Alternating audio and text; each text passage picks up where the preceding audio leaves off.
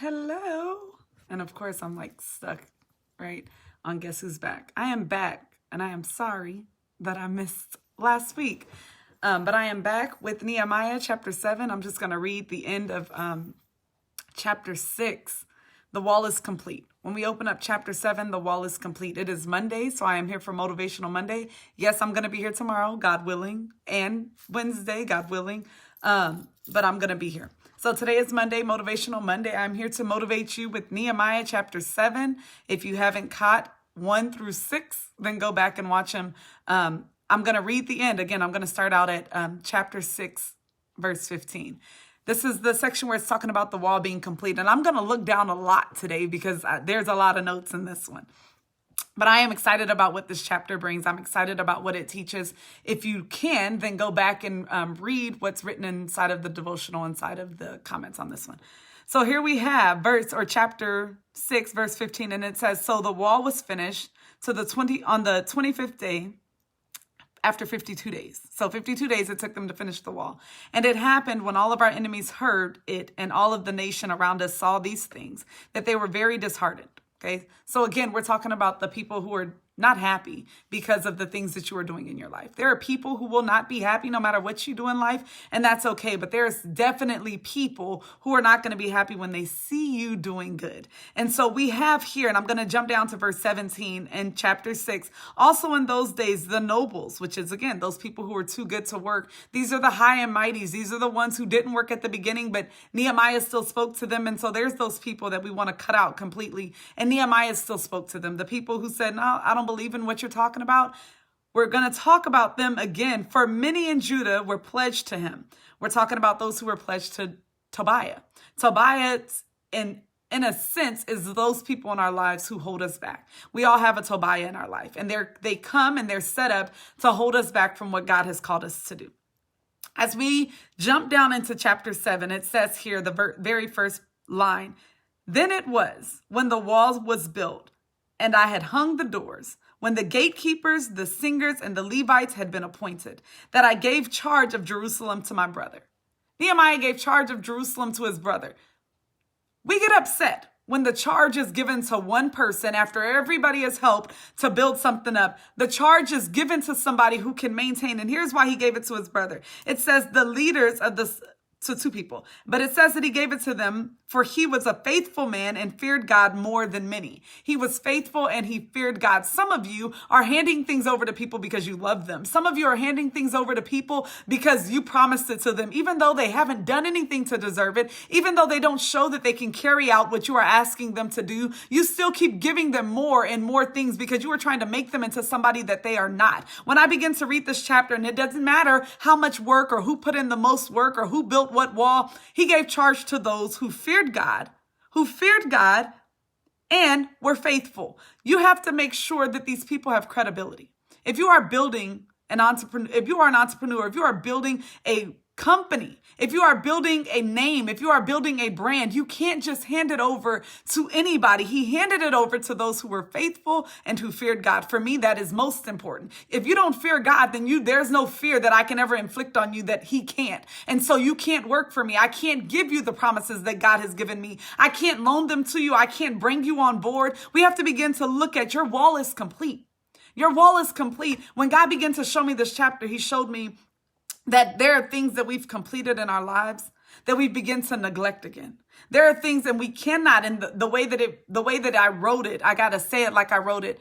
You have to maintenance in order to maintain what God has given you. You can't just build something. And so I begin to think about the song, a chair is still a chair if no one is sitting there. A house is not a home if there's no family. And so when we think about the things that have been built, if you build a home and you leave it and you don't go back and maintenance it, that still leads to destruction. Not touching something is still destruction. Think about your marriages. Think about your children. If you have children but you never speak to them, you are destroying them. If you have a spouse but you don't cater to them, then you are destroying your marriage. You have to begin to maintain the very things that you have already built. And what God began to show me is that just because the task is complete, we always think, oh, that's done. Nothing else for me to do. No, when you complete something, That is not the end of the world. That is not the end of your job. That is the start of your next victory. Believe that the moment that one thing is complete, that you are moving on to something greater. You cannot continue to stay in the same thing. Sometimes we have to hand things off, but we have to be mindful about who we are handing them off to. It says in verse 3,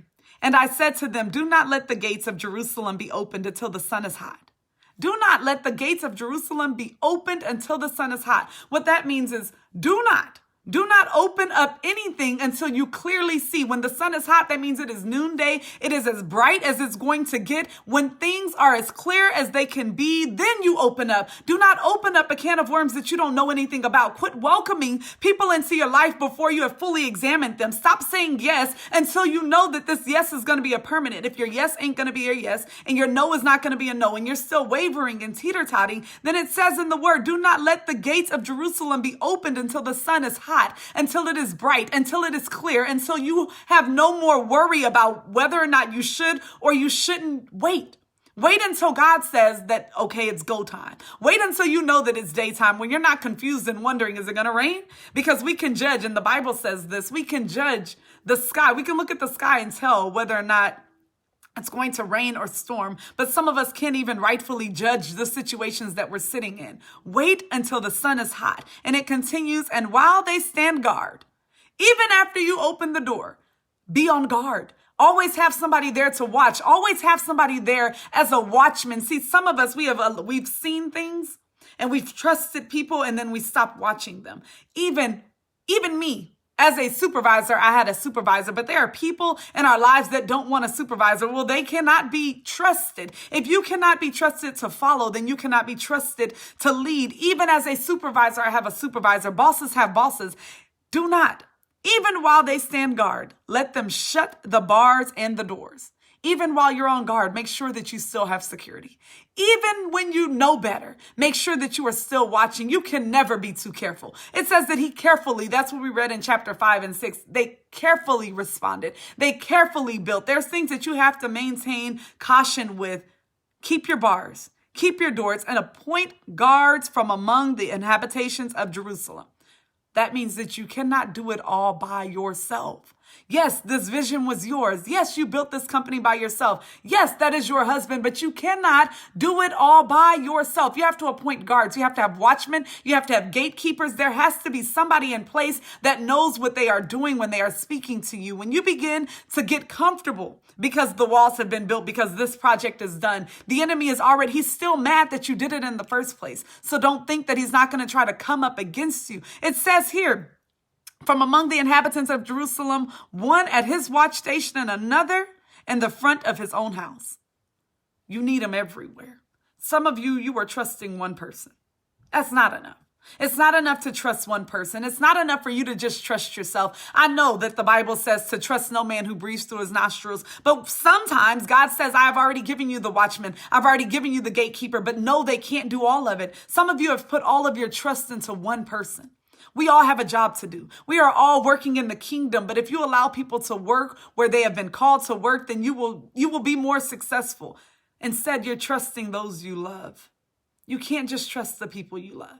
You cannot just trust the ones you were born with. You will never be successful by only giving to the things that you come from. You have to be willing to evaluate the situation. I don't care if they helped you build it. I don't care if they built it all by themselves. If God did not tell you to give it to them for leadership, to lead over, to walk in, to have rule and authority over, then do not do it. Wait until the sun is bright. Wait until the message is clear before you begin to open up your mouth, before you begin to open the gates, before you begin to open doors that should have never been open. It says in verse 4, now the city was large, and this is where it became very clear. Now the city was large and spacious, but the people in it were few, and the houses were not rebuilt. Here's where God began to speak to me, and I'm going to regress. Is in this section, we begin to talk about those who returned from captivity. I don't know about you, but it's so hard to go back to a place that was ruined. Nobody wants to live. You don't want to move into a house where the plugs are all pulled out the wall, where the ceiling is missing. We don't want to move into anything that looks like that. And so you have people who were pulled out of this. It was burnt to the ground. They watched it happen. Well, they didn't, but they were held in captivity and now they were released, and these very same people have returned. Those are the ones that you need to trust. Those are the ones that you need to rely on. Those who are not afraid to return back to the rubbish and rebuild it because they know the promises of God, because they fear, but they hang on to. They fear God. They do not fear man. So in spite of what man, in spite of what the enemy has tried to do to them, they continue to return. They continue to go back and rebuild what God promised them. Some of us have given up. We know that God promised us some things, but because it's been so hard, we refuse to fight about it. We refuse to work on it. We refuse to rebuild it. And it says, the city was large, but spacious. The people were few. God gave you a large city and he meant to fill it. He made it big. Those who you were faithful to little, and I'm going to give you much. You were faithful in that little prison cell. In captivity, you continued to pray to me. I want those. I don't care if they're not rebuilt in number. I want those to come back. And it says that they did not rebuild their homes. It's hard to move. And I'm going to say it again. It is hard to move back to a place that has been destroyed. I know that some people have destroyed you. It is hard to go back and look them in the face after they have torn you down, after they have put you out, after they have set you aside and ostracized you. All of the things that people have done that make you want to say, you know what, I'm done. I'm leaving and I'm not ever going to look back. Sometimes you got to go back. You got to go back into Jerusalem. It says here in verse 5, then my God put it in my heart to gather the nobles, the rulers, and the people, that they might be registered by genealogy. He put it in my heart to go back and get some of the people who didn't even want to work with me. He put it in my heart because now I have a space. I have a big living space. What does it mean to build an apartment complex, but nobody wants to live there? What does it mean to build things and nobody wants to come? What does it mean to start a company, but nobody is using you? Nehemiah has educated the people to rebuild a city, but nobody wants to live there. And it was placed in his heart to go back and get the very people who didn't want to help you build. Go back and get the very people who didn't believe in what you were talking about. Go back and get those very people so that you can place them back in the promise. Give people some hope. Abraham, against all hope, in hope, believed. That same promise that was on Abraham's life falls on our life. And it says, registered by genealogy, not because of anything that you've done. You're not going to walk in the promises because of the work that you've done. You're going to walk in it because of what your parents believed in. You're walking in the promises because your grandparents believed in it. They stayed, they died in captivity, believing in the promises of God that you may walk in it again. I want you to come back. And it continues and it says, and I found a register of the genealogy of those who had come up with the first return and found written in it. And I'm not going to read all of this because what we have here is a list of names. We have a list of names of the people who returned to Jerusalem after captivity. We have a list of names of people who decided to go back after they seen things be destroyed. We have a list of names of people who were living only on a story. They were only living on the stories that were told of the Old Testament. They were living on the stories that their grandparents told them. And I can just see it. You're sitting in a prison cell. You're sitting in captivity. You're out of your big houses. You're out of your mansions. The temple is destroyed. And you're still telling your kids about the promises of God. Some of you don't even want to talk about the promises, don't even want to talk about the promises that are in your life to your children. You have ostracized your entire existence. You don't even speak of the genealogy, that you don't even speak of the lineage that you come from because you are embarrassed because of what has happened to your family. God is saying, I need you to tell the story so that your children be willing to return and rebuild the things that your family neglected. I need you to be willing to tell the story so that your children's children be willing to go out and rebuild and work in the vineyards of the things that God has promised them. But instead, we are hesitant. We are embarrassed about where we come from because of how the enemy destroyed it. It wasn't your grandfather who drank your inheritance away. It wasn't your mother who smoked it away. See, what begins to happen is God begins to give you victory. God begins to give you grace. He begins to give you a story to stand on in spite of their addictions, in spite of what was destroyed, in spite of how the enemy rose up and burned down everything that your parents built. God still saw fit to have you here. God still saw fit to give you life. And because you have life, you should live it and live it more abundantly. We get to these scriptures and it says in verse 6, these are the people of the province who came back from captivity, of those who had been carried away, whom Nebuchadnezzar, the king of Babylon, had carried away. There's people who took them away. Your parents didn't want to give up. Your parents didn't want to walk away. Your grandparents didn't mean to do what they did, but they did what they had to do. See, sometimes we live in a world where things are taken away from us. And instead of us fearing God, we begin to fear man, and we begin to think that that's just what is destined. You have to get rid of that mentality. You have to get rid of that woe is me mentality and begin to say, you know what? I know the promises that God has for me. You know something? I know that my mom, she owned a business, and so I know I can do it too. In spite of her addictions, I'm not going to fall in that path. I'm going to take up what she has already done. I'm going to pick back up where she left off. Instead of picking up the things that she left to the side, I'm going to pick up the promises, the ones that she forgot about. And I'm going to make sure that my children and my children's children walk in those things. And it says here, and who returned to Jerusalem and Judah, everyone in the city. And it begins to list the names. To us, we begin to skip over these scriptures. And even me, I said, I'm not going to read all these names. I can't even pronounce them all. But what I do know is if they took time to write it, then these names are important. So if you feel the need to study these names and study where these people came from, study what happened to their ancestors and see that they still returned back to the place that was burned down, and see that maybe your life is not as bad as you think it is. Some of us think we are living the worst life. We believe in our whole heart of hearts that our life is the worst of all lives, but we have people here who have parents who were held in captivity, and yet they returned. Yet they returned. It continues in verse 64. These sought their listings among those who were registered by the genealogy, but it was not found. Therefore, they were excluded from the priesthood as defiles. And the governor said to them that they should not eat the most holy of things till a priest could consult in the Urim of Theum. Although the whole assembly was 42,360, besides their male and female servants, whom there were 7,300. And so we're listing all of these people. And I just gave you the numbers to let you know that even though these numbers are big, the city was still empty. Some of you count 3, your circle. My circle, I run in a small circle. Well, as long as you run in that small circle, you're never going to be where God has called you to be. You have to begin to trust in God's plan and not people, because God is going to place people in your life. It might be a crackhead who's going to clean up your house better than anybody else could. It might be somebody who's strung out on drugs but can keep things in balance better than you ever could, but they're trustworthy in where God called them to be. See, we've been judging people, and we only want to trust. We only want to trust what we think to be right, what we see with our natural eye. God says, begin to open up your eye. Know that the people that I am sending back, yes, they've been through some things. Yes, they know some horror stories, but I'm going to send them back to be faithful to where you have called them to be. The thing is that we are not remembered by what we keep. Your company that is stuck in your head, no one's going to remember it because you were too afraid to share it. Those finances that you have built, all of those investments, those shares that you've built in your bank account is splurging and it's balling out of control. It's not important to anybody except you. All those houses you were building, but you don't want nobody to know about. You have to be willing to give. You have to be willing to share in order to be willing to live and for somebody to talk about you. There's people, millionaires, billionaires who die and there's nobody at their funeral.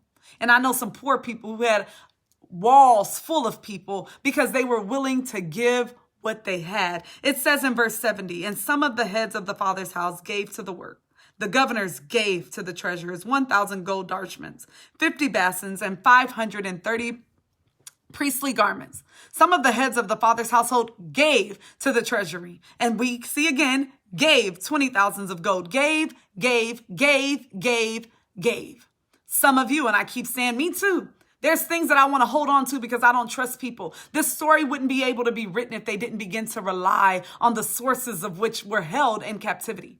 There's some people who were held in captivity and they should have never been there, but you're still judging them. There are some people who have lost out on life because of the captivity that their family was in, even though they should have never been there. And rather than you trusting God and leaning not on your own understanding, but in all of your ways, acknowledging him so that he can direct your path, you've been leaning on your own understanding. And so now you have written in your will to leave things to your kids who are not interested. They're not interested in doing what you've done. You have left in your will to leave things to your wife who is not the least bit interested. She has shown you that she's not interested in the entrepreneurship that you are building. She has shown you, your husband has shown you that he is not interested in your business, but yet you continue to leave things to them. Trust that God is going to line people up, and be sure that when you begin to look at who God has sent back from captivity to take over the things, to guide and to continue to maintain and maintenance in order to maintain the things that you have built. Know that those people might not be pleasing to your eye. Know that they might not have helped you along the journey, but they know how to do the job that you have called them to do. It doesn't matter how much work has been put in. And I go back to stop hiding your good works. Stop hiding your good works. You've been hiding them for so long. If Nehemiah would have hid everything that he did, then how would it have been maintained? Jerusalem would have been left vulnerable for the enemy to come and attack again. Your marriage, because now you have what you've been praying for. Now you've worked so hard, you've labored, you stayed up all night praying and fasting. And now that he's back home, you've back to your old ways. See, some of us have gone into these businesses and God has given you another job. And now that you've worked and you've built up your name, now you're calling in again and you're about to lose it again. You have to make sure that you maintenance and maintain the things that you have rebuilt. God says, I'm going to give you a second and a third and a fourth chance, but you are not maintaining it. That is not anybody's fault except yours. But you cannot do it by yourself. You can't do it by yourself. Your promises, and it's written here where I wrote, your promise is vacant. Your promises have been vacant for so long because you built them, you called it a victory, and then you had to move on to the next task. You cannot do it by yourself. If you have built a business, then make sure that you hire some people to maintain it, because there is a next step in doing that. If you are operating in a marriage, make sure that you are underneath a covenant of people that can continue to pour into you, because eventually things get old. I think about myself.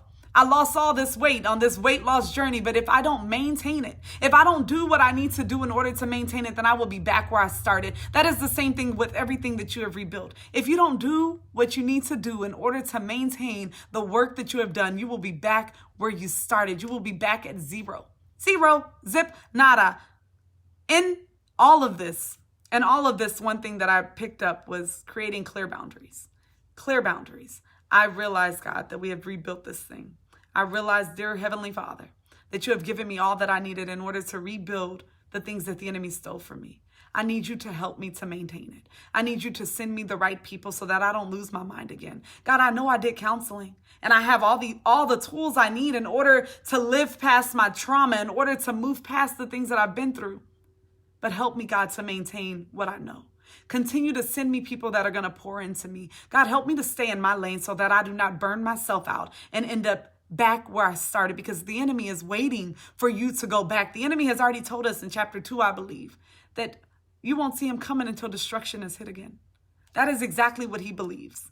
You won't see it coming until destruction is hit again. So do not live on your high horse for too long. Make sure you are maintaining your watch. And as I always say, God bless the hearers, the readers, and the doers of his holy word. As I speak in this word, it is time that we secure what we have built. Secure what we have built. In order to do that, we have to make sure that we follow instructions. We have to make sure that we follow the leader, and we have to make sure that we always are working. Your job is never done. As long as there is breath in your body, there is work to be done. Know where God sent you. Know who he has sent to you, and know that there is always a Tobiah waiting to get in. Know that Tobiah is waiting for you to backslide. He's still writing letters to the nobles that are sitting inside of the temple. He's still sending them letters. He's still tearing you down. His job is not over. The enemy's job is never over. He wants to destroy everything that you have built up. And so I encourage you guys to continue to maintenance in order to maintain what has been rebuilt. Do not think that the job is over just because you have what you wanted. It is not over. It is not over until God says it's over. So Lord bless you and keep you and make his face shine upon you and give you peace. In Jesus' mighty name, we decree and we declare no backlash and no retaliation. And most importantly, the doers, it is our due diligence to make sure that you appoint someone to assist you with maintaining, but making sure that you always keep guard and keep watch over what God has given you. I love you all. Be blessed, be blessed, be blessed.